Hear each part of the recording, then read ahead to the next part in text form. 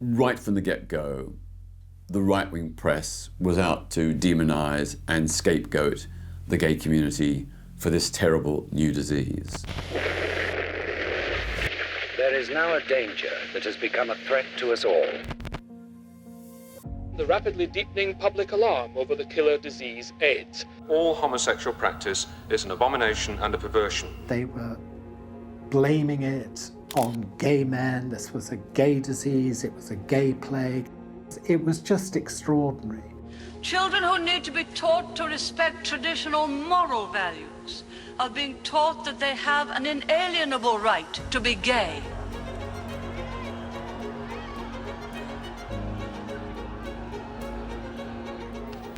The Princess of Wales felt not the slightest apprehension about her visit to the Middlesex Hospital and its AIDS ward. All the speculation had centred on whether she would wear gloves when shaking hands with the staff and patients on the new ward. Princess Diana was incredibly important for pushing it sort of, onto the world stage. When people in government didn't speak out, Government can't stop you from getting AIDS. Princess Diana did. She made a difference. HIV does not make people dangerous to know, so you can shake their hands and give them a hug. Heaven knows they need it. There was nobody else around at that time that could have done the same job that she did.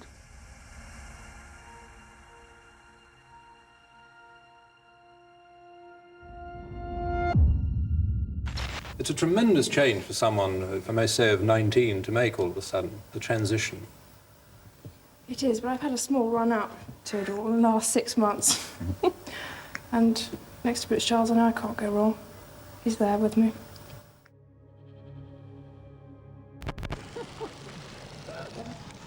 The arrival of Diana Spencer into the royal family in 1981 marked the beginning of a new era. She brought with her an extraordinary warmth and compassion that touched the hearts of millions.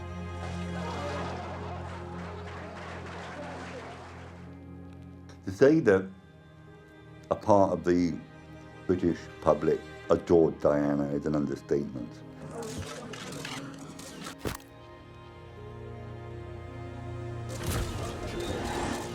I don't quite know what it was about her. She was undoubtedly beautiful. She was intelligent, she was funny, and there was always a sense that she had a huge heart.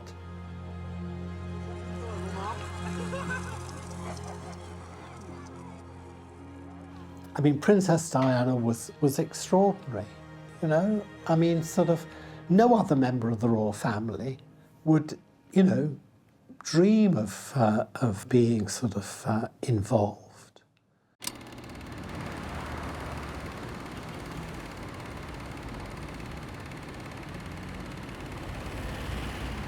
It was a very exciting period for me. It was Leicester Square, Piccadilly Circus every night of the week after I finished work and going home through Soho. It just seemed to me, the centre of the universe. And I still, to this day, get a buzz walking through that area. I can't be in London and not retrace some steps through the back streets of Soho. The very beginnings of the very first mega nightclubs like Bangs and Busby's, and Heaven Came Later, of course, but that was the first time that you saw 1,000 people on a dance floor, where previously, if you saw 5 people in a bar in Wales, that was a good night out.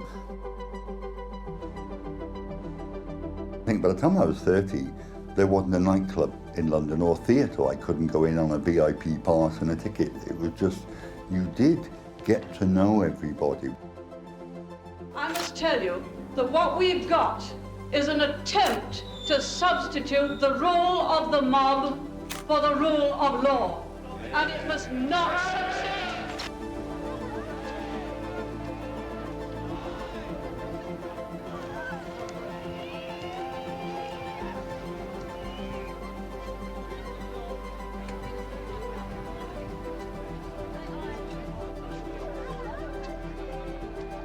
That was a really exciting period. The very first gay pride march had taken place at that point. There was a real sense that we, if we stuck together, we could make progress. So at that point in time, it was pure sunshine. Everything was roses, and we had our lives in front of us. Long before HIV/AIDS came along, I thought, if everything came along, it would take us out. Because everybody's sleeping with everybody at the moment, and they were, and it's like, that was fabulous. But those freedoms come at a price, unfortunately. A mystery disease known as the gay plague has become an epidemic unprecedented in the history of American medicine.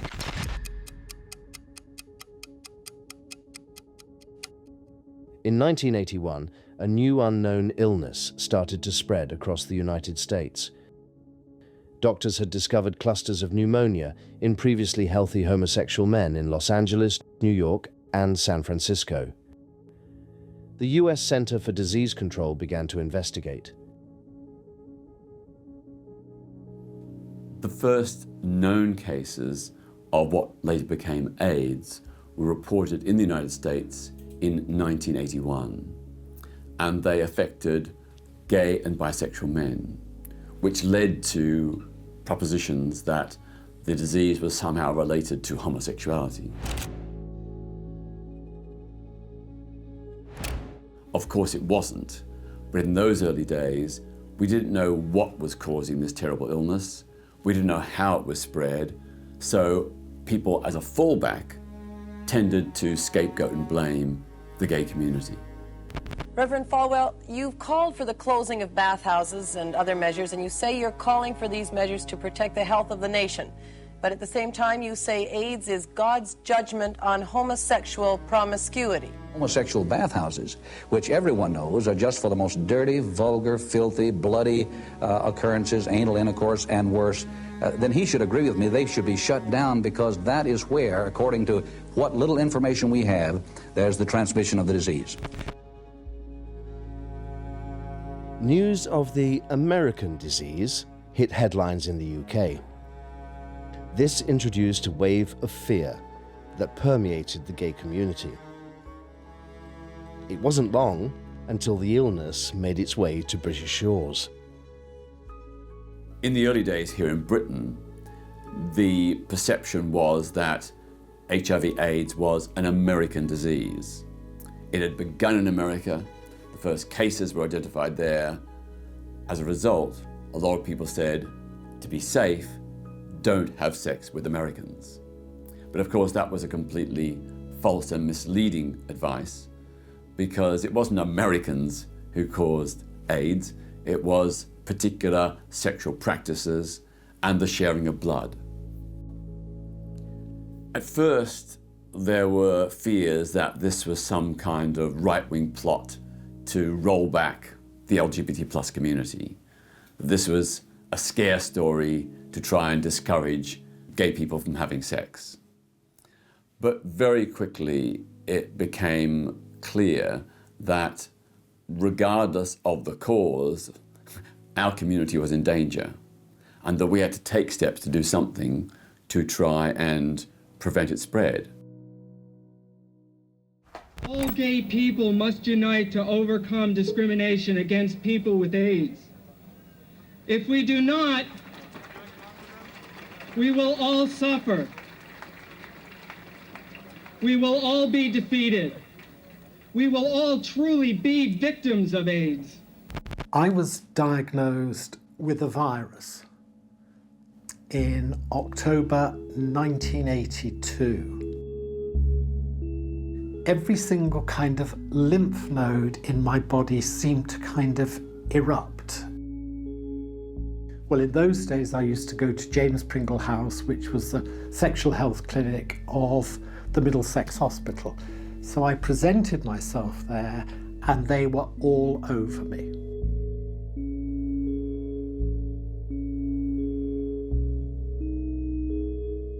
On the second day, they came in and they told me that this persistent lymphadenopathy, which is what I had, was caused by a virus which had no name, There was no cure.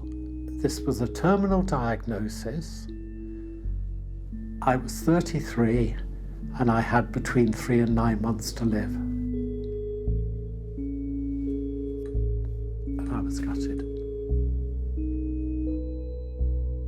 And I remember going back to my flat in the East End and closing the door and just collapsing. And I didn't get in touch with anybody. I didn't know sort of what to do. But I was beginning to get aware of what was happening. You know, I had lived in New York in 1974. I have many, many friends there. Of course, I'd been to San Francisco.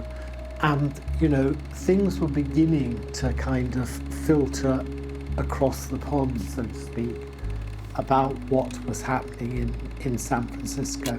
But these are very early days, so no one quite knew what was happening, except young men were getting sick and they were dying.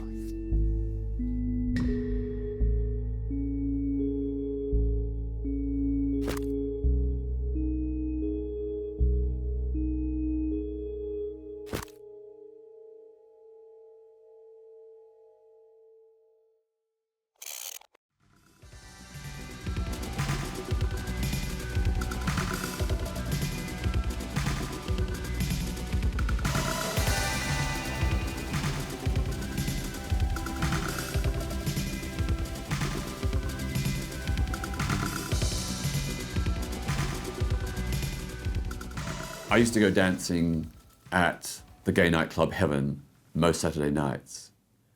I'd always be there with a group of friends, the regulars who knew each other. During the AIDS pandemic, suddenly someone you knew for years didn't turn up. You never saw them again. They had AIDS and were dead. That was so devastating. Week after week, month after month, to see people you knew well suddenly disappear and die. It was heartbreaking. A lot of boys just disappeared, and I think that could be described as them not being able to face that with the community, with their friends in London, and do. Some did, and they were incredibly brave. Some of them, they stopped coming, and you know, what happened to Alan? What happened to so-and-so? And a few months later, you get the news from Newcastle or wherever they'd gone back home that they passed. And that was, I was kind of, almost felt hurtful because, you know, why didn't they stay? You know, they would have been all right. We looked after our own. That's the one thing we did too in AIDS HIV. And I vowed that we would do that, is that nobody had to go through this thing alone.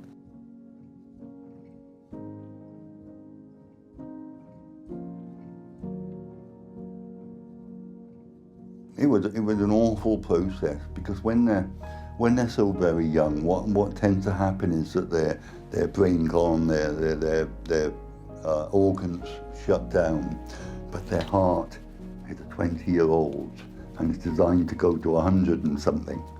And you're pumping morphine, and you know what's going to happen, and it's like that can take days sometimes.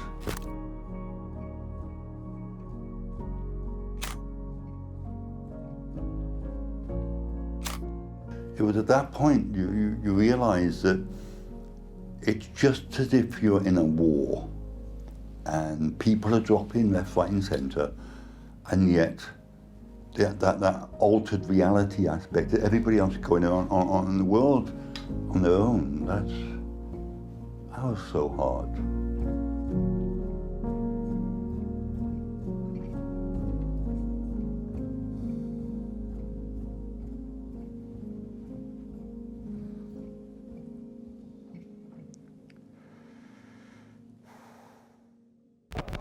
The Princess of Wales was a new kind of royal. She carried out her duties with elegance and style, just like other members of the royal family. But there was a difference. She wasn't stuffy, responding to people naturally, and the people took her to their hearts.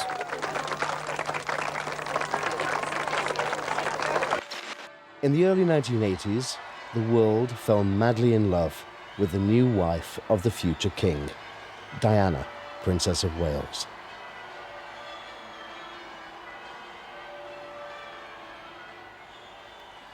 With every event, every photograph, every screening crowd, Princess Diana morphed from a shy young girl into a charismatic and empathetic superstar.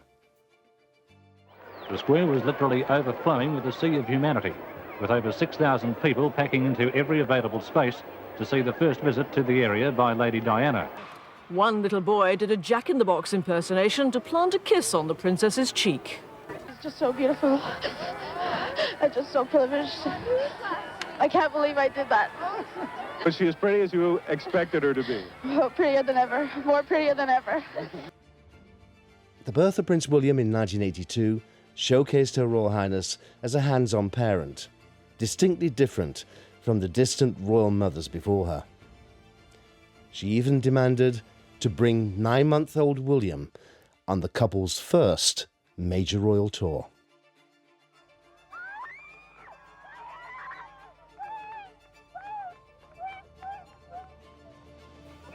The princess's popularity soon turned into adulation. A new word began to appear in the media's vocabulary, die-mania. On a trip to America, the crowds neared hysteria, screaming for the princess wherever she went. The couple circled the arena to the kind of reception normally reserved in this age group for pop stars. I've come to the conclusion that really it would have been far easier to have had 2 wives.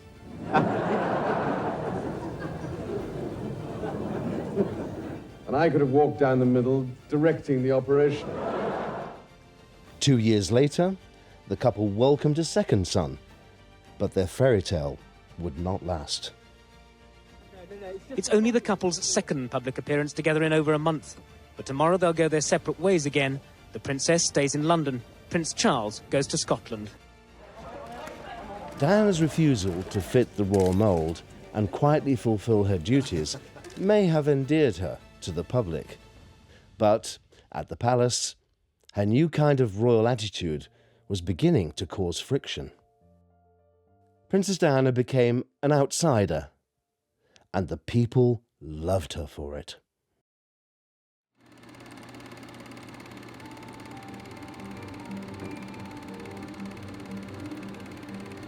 Many parents rejected their gay and bisexual sons on hearing that they were diagnosed with AIDS.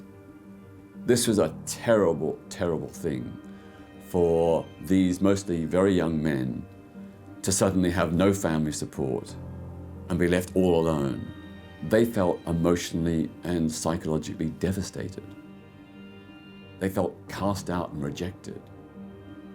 And this was on top of dealing with a deadly virus that was going to kill them. You can imagine the trauma they were going through. I basically didn't tell my parents. I thought I'd put them through enough coming out as gay when I was 21. But I was, again, blessed in terms that my younger brother and I and my younger brother extraordinarily got on really well. So I told him that I had this diagnosis and left it for him when the time came when I got ill, that he would be able to explain to my parents what the reality was. Because what you have to remember, as the it all kicked off, so to speak, the right-wing press was just appalling. They were giving out so much misinformation. They were blaming it on gay men. This was a gay disease. It was a gay plague. I mean, it was just extraordinary. For homosexual men, diagnosis came with a large dose of prejudice and hate. In the US, the gay community faced the wrath of religious groups who named the disease the gay plague. Soon, the British press adopted the same rhetoric. The country hounded the gay community. Britain became brutal. Right from the get-go, the right-wing press was out to demonise and scapegoat the gay community for this terrible new disease. It made them feel as if any conscious part of their brain that thought, oh, this isn't quite right, it washed that out. They felt absolutely able to come out and be their very worst.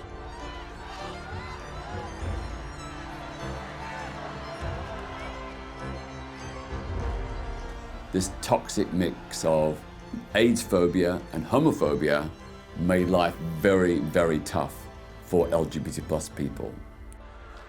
There was a huge rise in arrests of gay and bisexual men for consenting same-sex behaviour, and there was a huge spike in queer bashing attacks, including murders of people who are LGBT plus.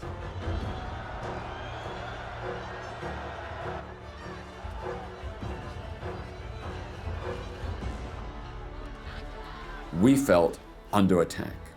We felt like we were being treated as, quote, the enemy within. They were just appalling. They were using it, you know, they were weaponizing it. And really, I mean, in such an unhelpful way.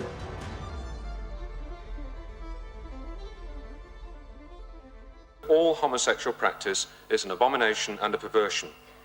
Those engaged in it should be challenged on an individual basis to repent. To every homophobe and anti-gay bigot in this country, the only people who will have succour and comfort from your views are those who beat up, discriminate and practice abuse against the gay community. Right, you ought to be ashamed of yourself as a human being. Please don't interrupt. I well remember the case of two gay friends of mine. They were a couple who regularly drank in their local pub. One night they went to that pub and were told by the landlord that he wouldn't serve them unless they went home and bought their own glasses. You know, this was the scale of ignorance. People back then, many people back then, thought that you could get AIDS from drinking from the same glass as someone who had the virus. That was complete nonsense, but it was widely held and led to masses of discrimination. Children who need to be taught to respect traditional moral values are being taught that they have an inalienable right to be gay. She's just coming into Downing Street now. Here comes the Prime Ministerial rover, bearing now Mrs. Thatcher. Where there is discord, may we bring harmony. Where there is error, may we bring truth. Where there is doubt, may we bring faith. And where there is despair, may we bring hope. A fierce leader held the reins in 1980s Britain. As Prime Minister and leader of the Conservative Party, Margaret Thatcher's politics dominated the country. And from day one, she posed a very real threat to sexual liberation and gay rights. The arrival of AIDS fueled her mandate. Thatcher's government viewed the disease as a gay problem. Funding and research were not prioritised. In 1980s Britain, the LGBT plus community felt under attack.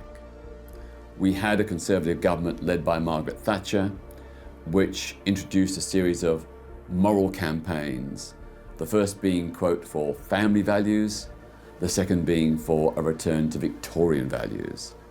And in neither case was there any place for the LGBT plus community. That is the context in which AIDS came to Britain.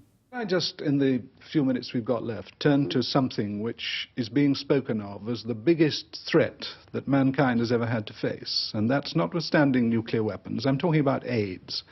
Is there any truth in the suggestion one hears that this government has been dragging its feet on AIDS because of your distaste for the whole subject, that you perhaps feel that being explicit in telling the public what it's all about would be somehow quite offensive. It took so long for Thatcher's government to get involved, and we look at the timeline now and we'd be horrified. Government can't stop you from getting AIDS, but most people could stop themselves by taking the appropriate preventive action. When it was just gay and bisexual men who were dying from HIV, the Thatcher government did nothing. We felt abandoned and rejected by our own government. Margaret Thatcher has queer blood on her hands. By autumn 1983, 24 cases of AIDS had been reported in Britain, including 2 males with haemophilia and a woman. This revelation changed things. AIDS could no longer be solely blamed on gay men. Over the next year, studies into the new disease took a dramatic turn. It was discovered that AIDS was caused by an underlying HIV infection. Due to the hidden nature of the infection, HIV was much more prevalent than anyone could have predicted. Thatcher found herself in the middle of a losing battle, and it was time to take action. It was almost the mid-1980s before the government realized that this was a disease that could affect anyone, and that education programs needed to be rolled out to alert people about the dangers and to give advice about how to prevent the spread of the virus. The moment that she heard it was heterosexual, she just released the floodgates on funding. She finally appointed a cabinet committee to tackle the crisis in 1986. Opinions diverged dramatically. Some favoured quarantines and compulsory testing. Others preferred the promotion of condoms. To this day, the most memorable government response was the national Don't Die of Ignorance campaign, launched in 1987.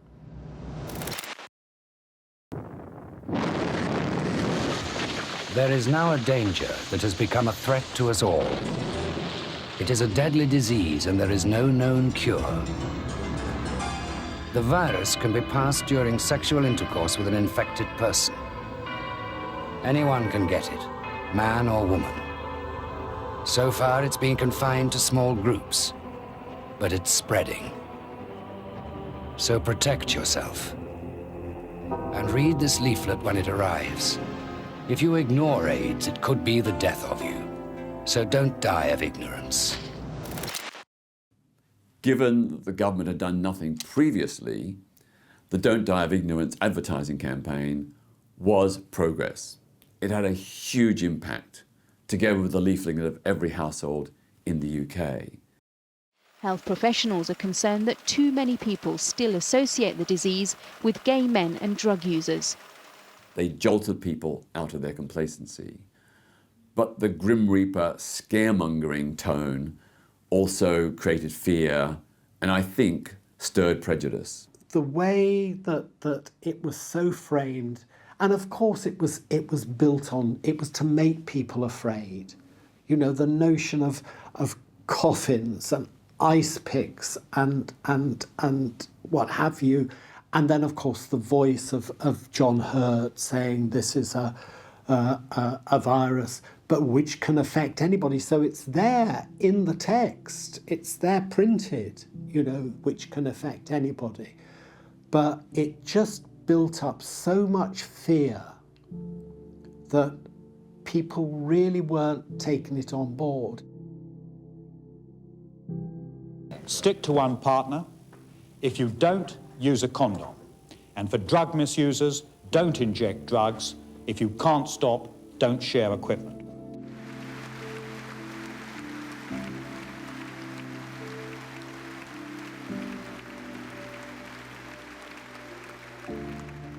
The same year, the Conservatives started planning their biggest attack yet on gay rights.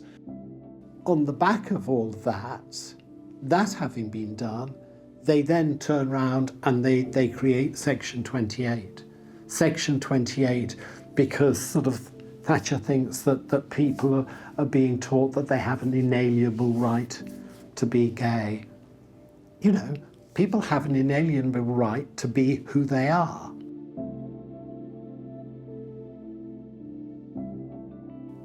Section 28 prohibited the promotion of homosexuality by local authorities.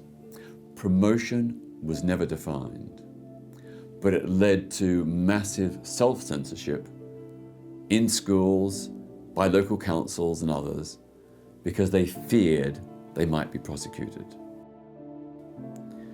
As a result, a whole generation of young LGBT+ kids in schools got no affirmation and no support.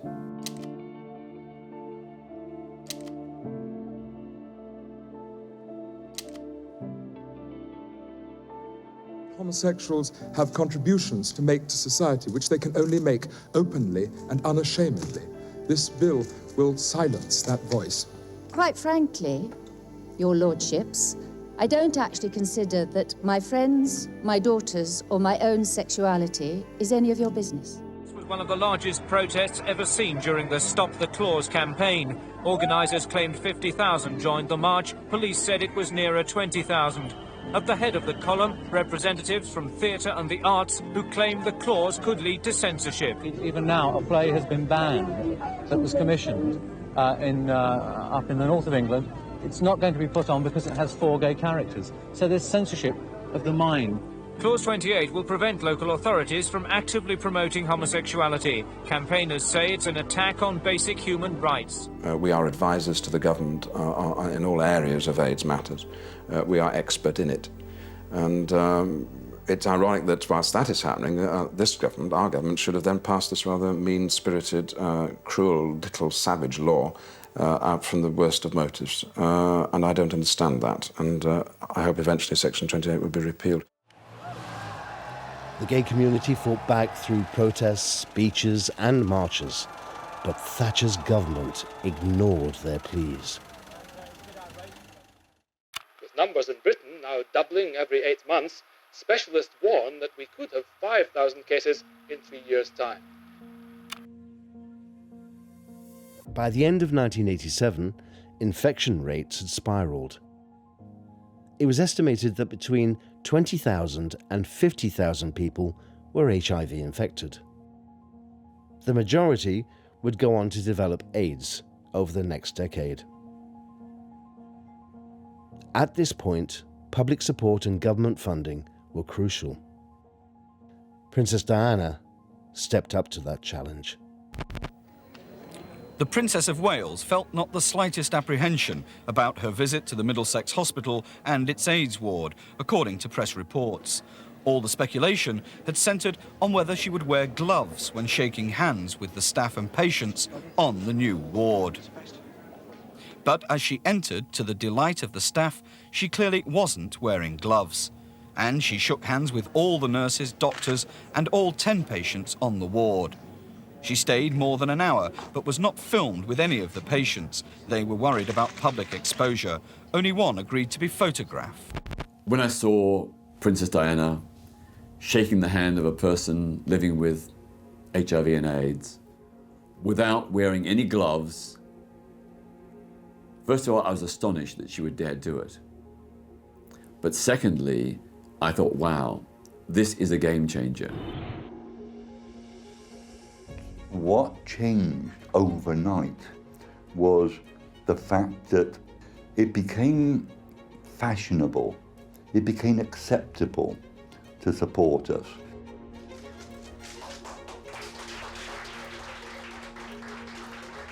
The lead up to Princess Diana coming was, will she or won't she wear gloves? And she didn't. I mean, I believe she wouldn't, and she's lived up to what I believed. She knew the facts.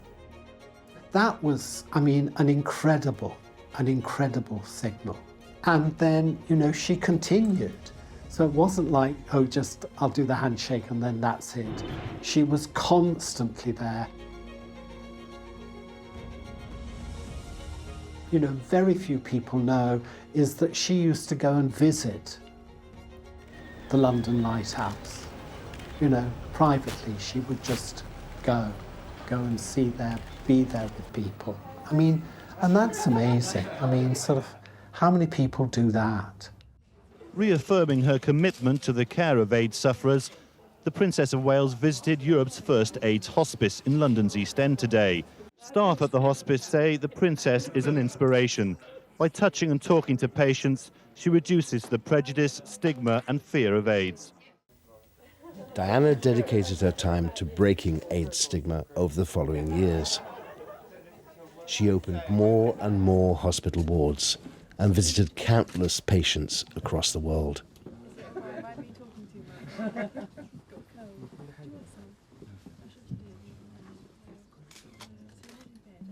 Her contribution was immense.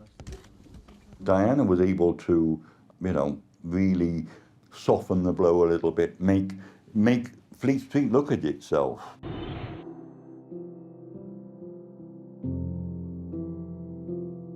You know, when Princess Diana becomes involved, it just has this amazing ripple effect.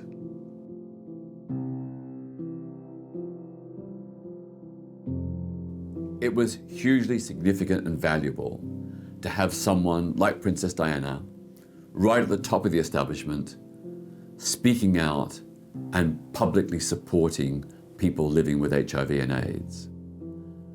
When she hugged and shook hands without gloves, people who were in hospital with this deadly virus, it showed a level of care and compassion that no one else in the establishment has ever shown.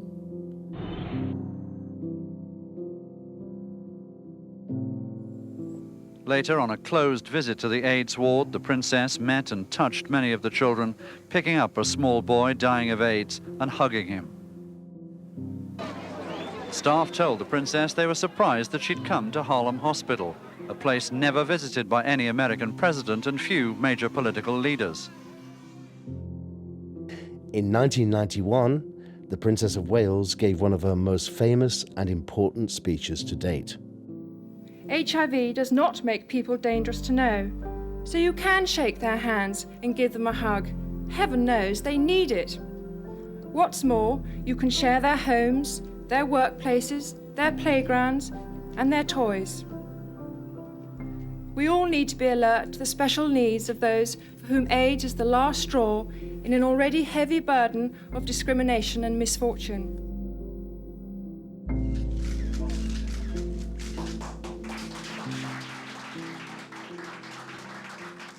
Her words soothed the pain of every AIDS and HIV victim.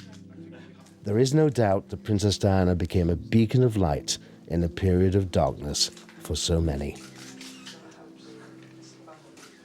To have the wife of the future king come to them and show them that love and compassion, that was just so moving, so powerful, so reassuring in a dark time when they had very few reassurances in their lives.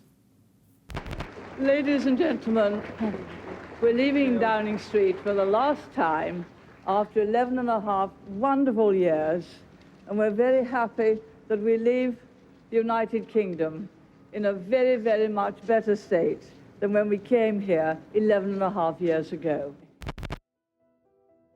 The new decade brought change. Thatcher had resigned, and the US and UK worked hard to find new treatments for the disease. Despite facing massive media attention, harassment, and the breakdown of her marriage with the Prince of Wales, Diana continued to spearhead vital work tackling the AIDS and HIV stigma. I see no let or hindrance why she should not divorce. And remember, Diana has always said to her friends that throughout her royal career, I will never become queen. The uncharitable have found the AIDS issue fertile ground to air their prejudices. If their views were voiced, to help fight the disease, that would be fine. However, too often their attitudes reveal only their own narrowness of mind and a sad lack of common humanity. The Princess revisited Middlesex Hospital in 1991 with First Lady Barbara Bush. The pair openly hugged patients and supported the vulnerable, showing a united front for the fight against AIDS.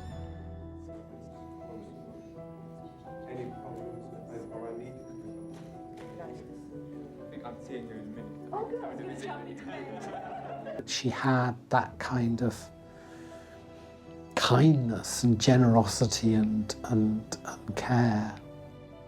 And I suppose that maybe in some ways that she kind of understood to be an outsider, what it was like.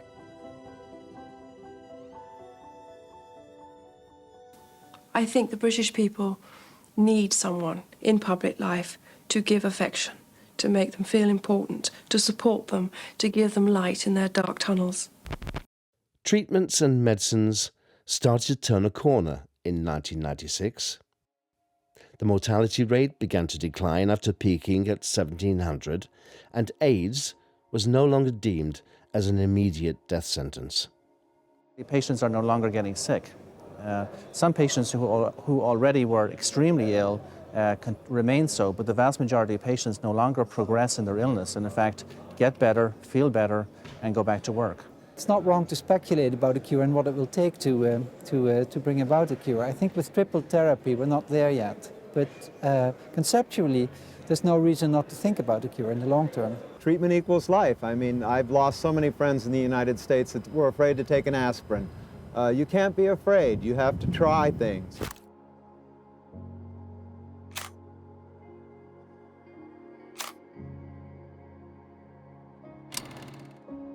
Princess Diana went on to help many more vulnerable groups across the world. From landmines to homelessness, Diana worked tirelessly for a myriad of progressive causes. Especially now, as Christmas brings its own painful stresses to so many people in need. The sick, the old, the handicapped and the homeless, the lonely, the confused, and the simply unloved, who are needing your help more than ever.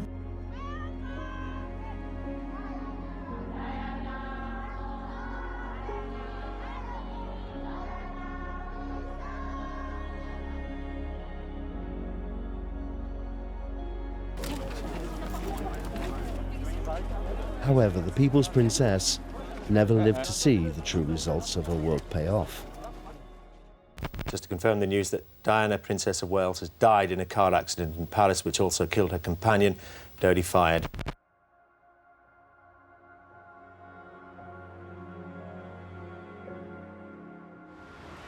Her tragic death in 1997 rocked the world.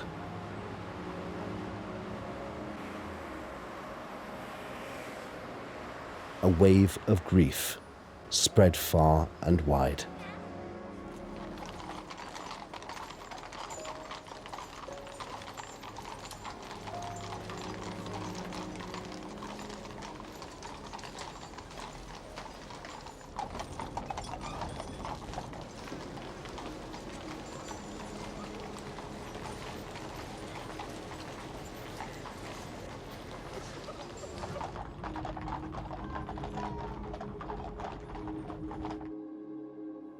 But there was one group which felt the loss acutely: the LGBTQ community. Her leadership, voice and campaigning had formed a ring of protection around AIDS and HIV victims everywhere. We had lost an ally. I mean, you know, because there are not that many people that, you know, of her caliber that hold that kind of sort of, you know, weight. And it's just the kind of the kindness So yeah, I mean, it was really kind of, yeah, it was heartbreaking.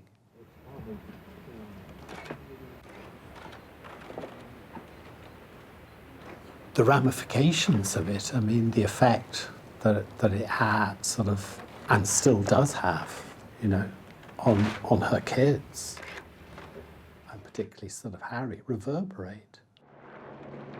My partner was very much sort of, you know, socialist, Marxist, and not as enamoured, but even he sort of, yeah, you know, was aware that this was a tragedy, a huge tragedy.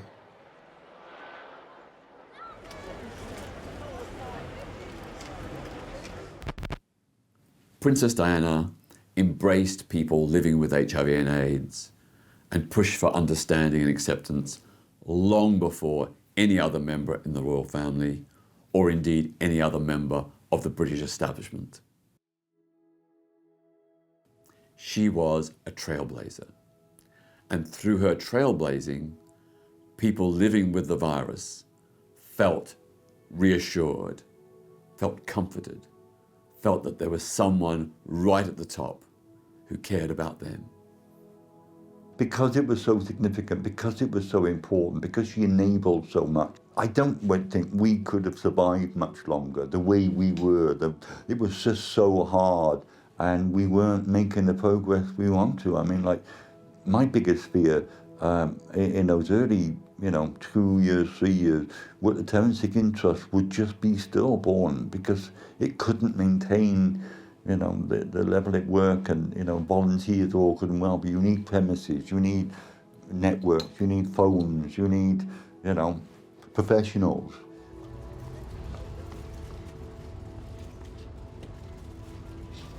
Princess Diana was incredibly, incredibly important for pushing it sort of, onto the world stage in the same way that Elizabeth Taylor was for the Americans. I mean, sort of, the pair of them, because these are just megastars. So, yeah, really, really, really important. She was able to help us in a way that I don't think anybody else could either. There was nobody else around at that time that could have done the same job that she did. There just isn't. Today, Princess Diana's legacy lives on through her two sons. Prince Harry and Prince William continue their mother's vital work beyond the epidemic.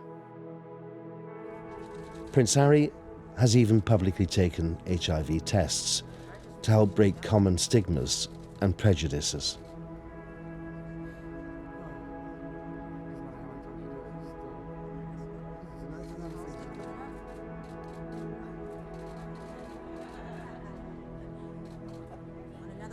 No, one is fine. When my mother held the hand of a man dying of AIDS in an East London hospital, no one would have imagined that just over a quarter of a century later, treatment would exist that could see HIV-positive people live full, healthy, loving lives. The 1980s AIDS epidemic became one of the most tumultuous times in recent history. A generation of boys fought a losing battle, and many never appeared again. This became the forgotten epidemic. I mean, I got so angry and upset when COVID happened, and the way that COVID was being treated was that we hadn't had a pandemic since the Spanish flu. And I seem to remember that I was living through one. You get convinced that I'm going to go old with this lot. I'm going to, you just do. And so many of them are, just not here anymore. It took until 2003 to reverse Section 28. 15 years of censorship came out of one epidemic, and the LGBTQ community has never forgotten. Only now decades on, do we really understand the gravity of Princess Diana's work. Her fight against prejudice and the struggle to give a voice to a community terrorized by stigma and loss changed perceptions of this ruthless disease forever.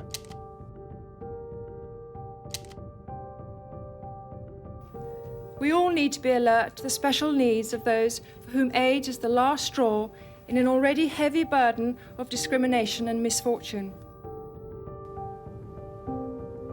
It was awful. I wouldn't want to go back there.